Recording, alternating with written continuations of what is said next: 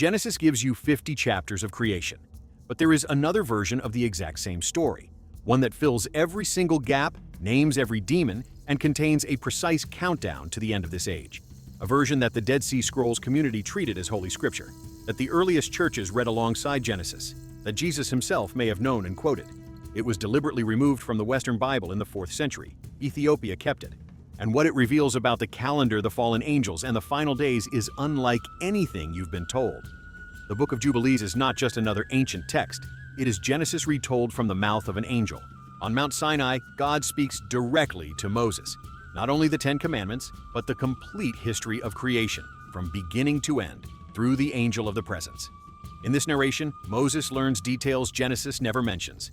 The exact names of Adam and Eve's daughters, the true reason for the flood, the names and assignments of the demons that survived, and most critically, the exact calendar God ordained for humanity, a 364-day solar calendar.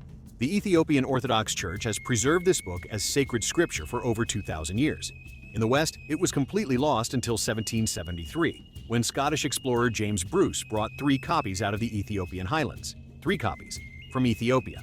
3 copies from Ethiopia. That is the only reason the Western world even knows this book still exists. Let's go directly to what the Book of Jubilees reveals that Genesis leaves in silence. First, the names. Genesis says Cain went to the land of Nod and found a wife. Jubilees answers without hesitation. Her name was Awan, and she was Cain's own sister. Early humanity had no other choice but to multiply from within the same family, and according to Jubilees, God permitted it for a specific period of time. Second, the true cause of the flood. It was not just general wickedness. The Book of Jubilees is very clear. The Watchers descended, took human wives, and produced giant offspring called the Nephilim.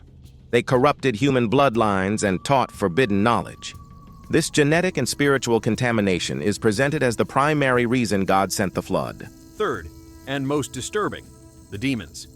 After the waters receded, Noah discovers that the spirits of the slain Nephilim did not die with their physical bodies. They became disembodied entities roaming the earth.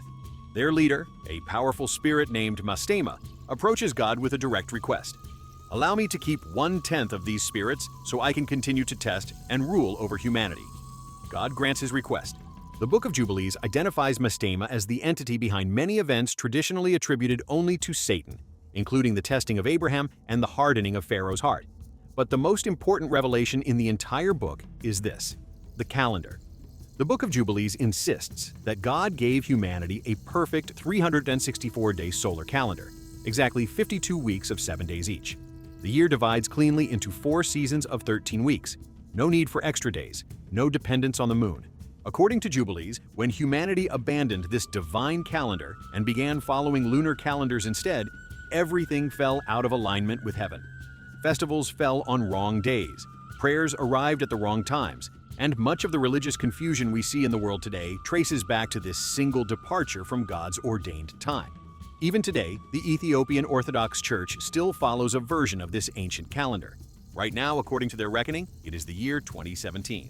Right now, according to their reckoning, it is the year 2017. In 1947, a Bedouin shepherd threw a stone into a cave near the Dead Sea and changed biblical scholarship forever. Inside were the Dead Sea Scrolls, the oldest known manuscripts of the Hebrew Bible, hidden by a Jewish sect called the Essenes around 100 BC. When scholars cataloged the scrolls, they found fragments of dozens of texts. Among them, extensively copied in multiple copies, was the Book of Jubilees. The Essenes did not treat Jubilees as a curiosity or a secondary book. They used its 364-day solar calendar as their official liturgical calendar. They organized their entire religious year around it. Jubilees was, for them, authoritative scripture alongside Genesis. This means that at the same time Jesus of Nazareth was walking the earth, there was a major Jewish community in Israel reading the Book of Jubilees daily. They followed its calendar, named their demons Mastema and Belial, and believed its timeline of history was counting down in real time. Serious scholars have noted strong parallels between several of Jesus' teachings and specific passages in Jubilees, especially his emphasis on the true meaning of the Sabbath, his language about demons and their master, and the framework of cosmic weeks and restoration. If Jesus was familiar with this text, and the evidence strongly suggests he was, then removing Jubilees from the Bible doesn't erase its influence. It only removes the full context for understanding what he was actually saying. That context was never lost in Ethiopia. Part 4. That context was never lost in Ethiopia. Now we come to the section that is making many biblical scholars intensely uncomfortable in 2025 and 2026. The Book of Jubilees structures all of human history in precise Jubilee cycles. One Jubilee equals 49 years, 7 weeks of 7 years each. The book then groups these Jubilees into larger epochs called weeks of years. When scholars run the internal numbers, from Adam through the flood, the Tower of Babel, the call of Abraham, all the way forward, the timeline of Jubilees places our current era at the threshold of the final Jubilee epoch before the Age of Restoration. The text is not vague. It gives exact years for major events and creates an internal clock that runs across the entire history of humanity. According to this ancient map, we are standing in the closing period of the present age. The Book of Jubilees describes the final days this way. And in those days the children shall begin to study the laws, and to seek the commandments, and to return to the path of righteousness. And the days shall begin to grow many and increase amongst those children of men, till their days draw nigh to 1,000 years. A coming age of long life, a return to the original laws, the restoration of the perfect calendar, the reordering of creation. The Ethiopian Orthodox Church does not read Jubilees like a newspaper predicting exact dates. They read it as God's authoritative map of His intentions across time. There is a difference. But the fact remains, this 2,000-year-old text, confirmed by the Dead Sea Scrolls, preserved in Ethiopian monasteries, mathematically positions the present generation at the edge of the final chapter. But the fact remains, this 2,000-year-old text positions the present generation at the edge of the final chapter. The question everyone eventually asks is, why was Jubilees removed?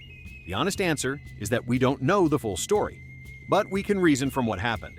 Accepting the Book of Jubilees as scripture would have forced the Roman Church to admit that their entire liturgical calendar was out of alignment with the divine order described in the text. It would have meant changing festivals, feast days, and the entire rhythm of worship. It also names the demonic realm with dangerous precision, Mastema and his hierarchy, their strategy, their legal right to test humanity. That level of detail made many uncomfortable. Ethiopia never faced this problem. The Ethiopian Church was never under Roman authority. They did not attend the Council of Nicaea in 325 AD or the Council of Laodicea in 364 AD. They were not bound by those decisions. So Ethiopia kept Jubilees. They kept Enoch. They kept the full 81-book canon. Monk by monk, generation by generation, in mountain monasteries reachable only by rope and basket, they guarded these texts with intention. Not by accident, by deliberate preservation. They knew something the rest of the world chose to forget.